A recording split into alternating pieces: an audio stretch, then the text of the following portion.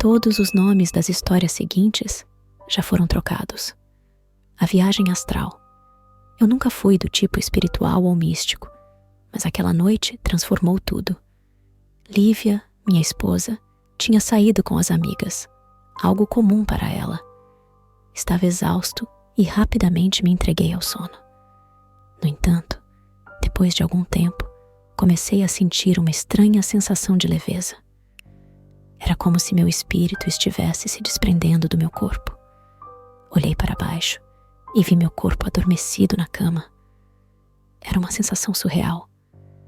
Eu podia ver, ouvir e sentir tudo ao meu redor, mas de uma perspectiva diferente.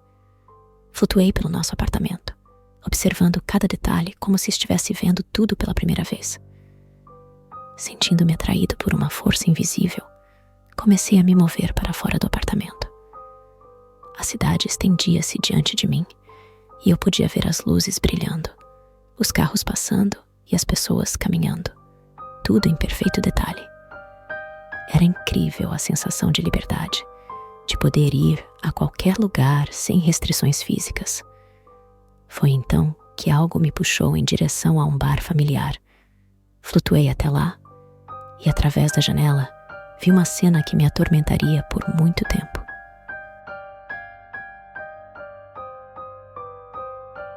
Lívia estava lá, compartilhando um momento íntimo com um estranho. A dor e a traição que senti naquele momento foram intensificadas pelo fato de eu estar em um estado tão vulnerável e exposto. Tentei me aproximar, tentar entender, talvez confrontá-los, mas minha forma astral era impotente. Tudo o que podia fazer era observar.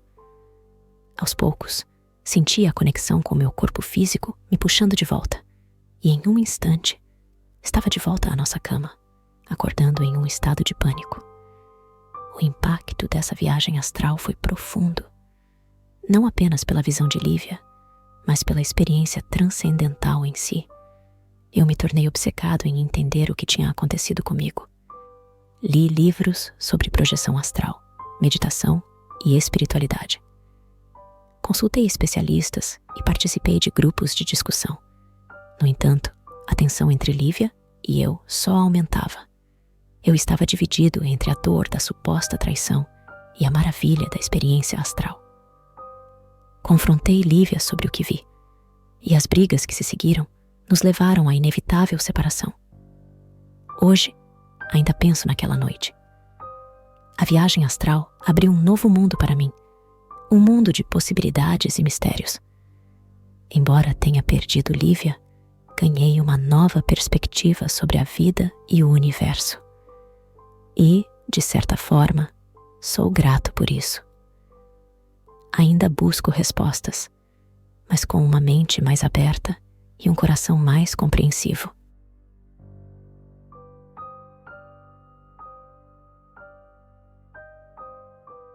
Aniversário inesquecível. Lembro-me vividamente daquele dia peculiar. Era 3 de novembro de 1985, o dia seguinte ao meu 8º aniversário. O brilho do sol ainda estava fresco em minha mente, e as risadas dos meus amigos ainda ecoavam em meus ouvidos. Apesar de termos feito uma celebração simples, foi especial. O único presente que recebi foi um estilingue, algo que eu havia desejado impacientemente. Sempre fui uma criança energética, com uma imaginação inquieta, e a ideia de ter um estilingue para aventuras ao ar livre era fascinante. A noite caiu rapidamente após um dia de risos e jogos. Meu pai, com sua postura séria e firme, instruiu-me a preparar-me para dormir. Não protestei. A exaustão de um dia cheio já pesava em meus olhos. Assim que minha cabeça tocou o travesseiro, mergulhei em um sono profundo. No entanto, foi abruptamente interrompido por uma sensação estranha. Meu relógio marcava 3 horas depois do momento em que me deitei. Ao abrir os olhos, fui confrontado por diversas figuras enigmáticas. Lembro-me de contar ao menos 10.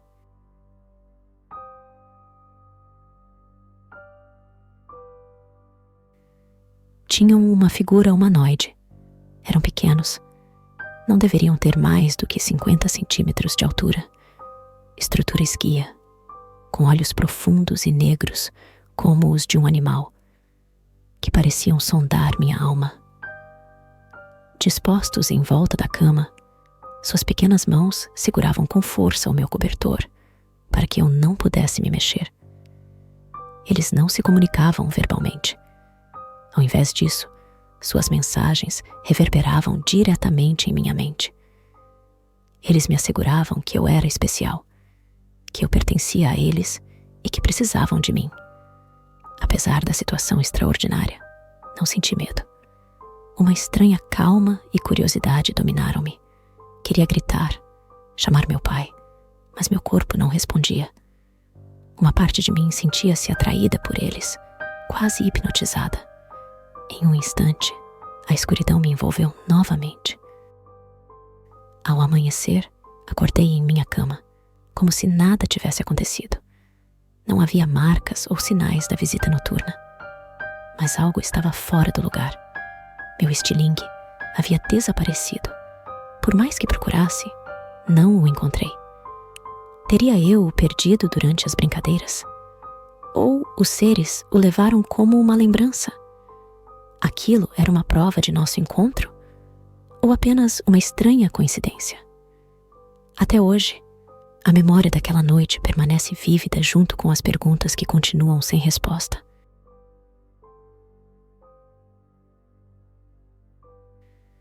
Meu estilingue nunca mais apareceu.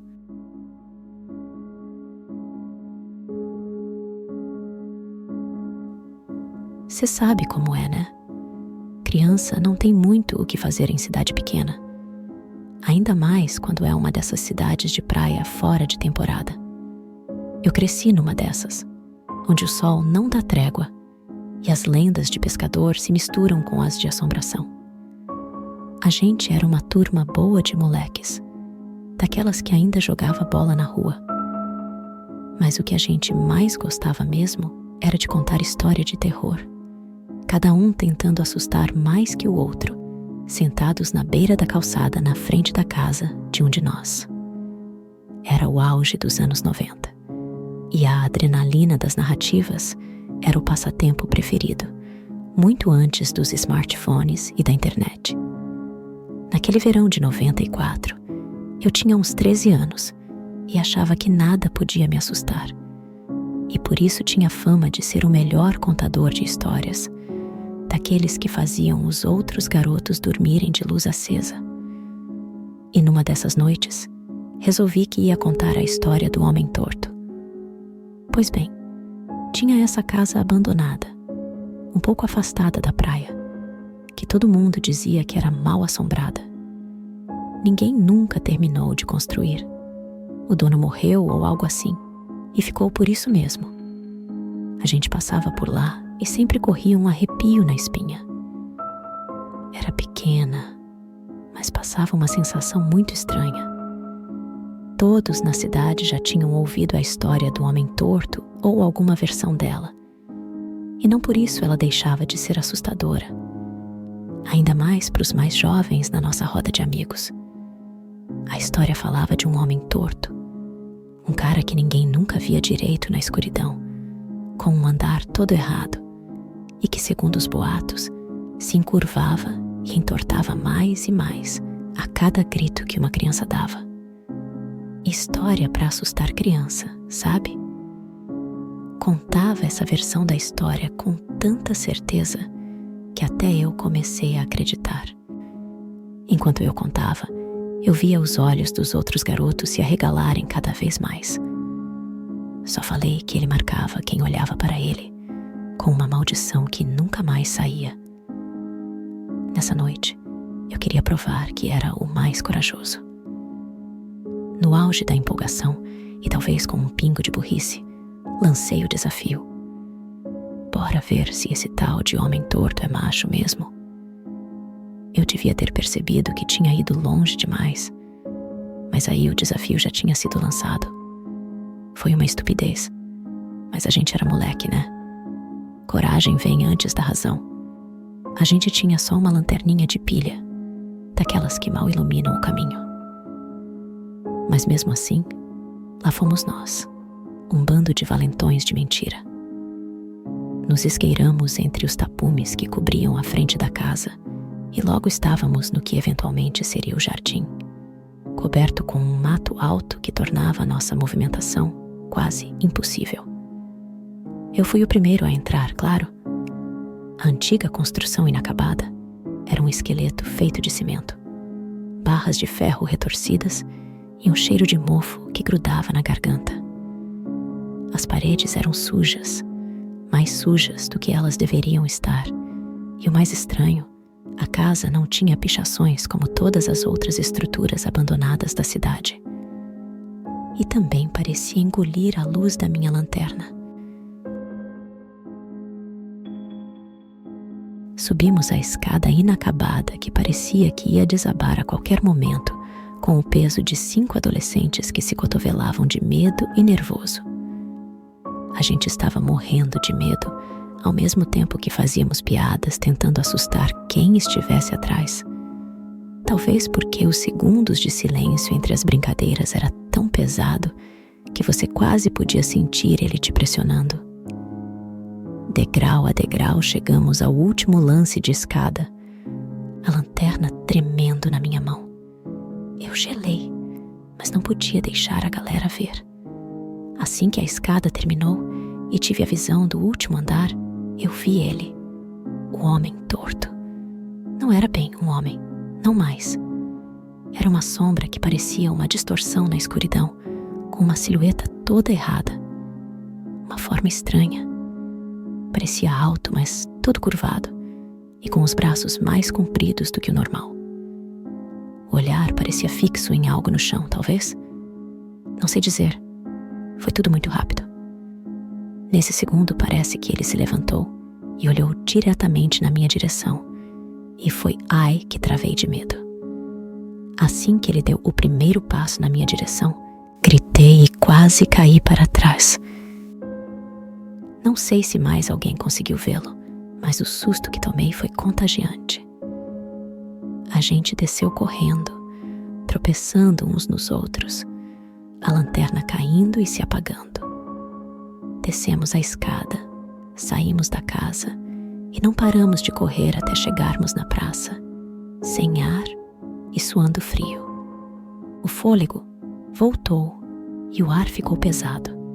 E a gente não conseguia nem gritar. Um dos garotos, o Caio, tinha ficado para trás. Como era o mais novo, talvez ele não tivesse conseguido correr como nós, e no meio daquele caos não percebemos. A gente voltou correndo, chamou ajuda e a busca começou. O Caio tinha sumido de vez.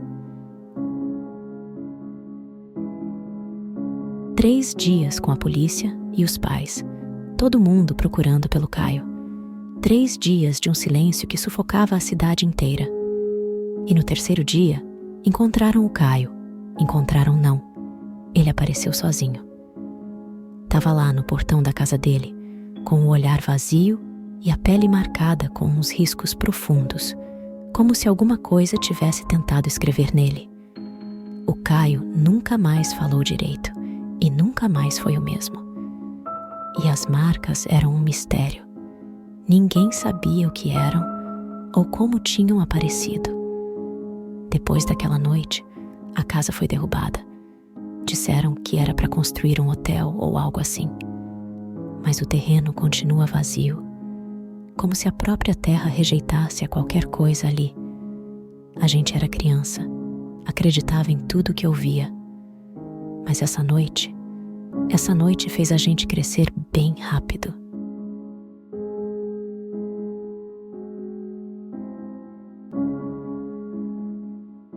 Se essa história te pegou, dá um like aí e compartilha. E se você tem uma daquelas histórias sinistras, manda pra gente. Quem sabe a próxima não é a sua?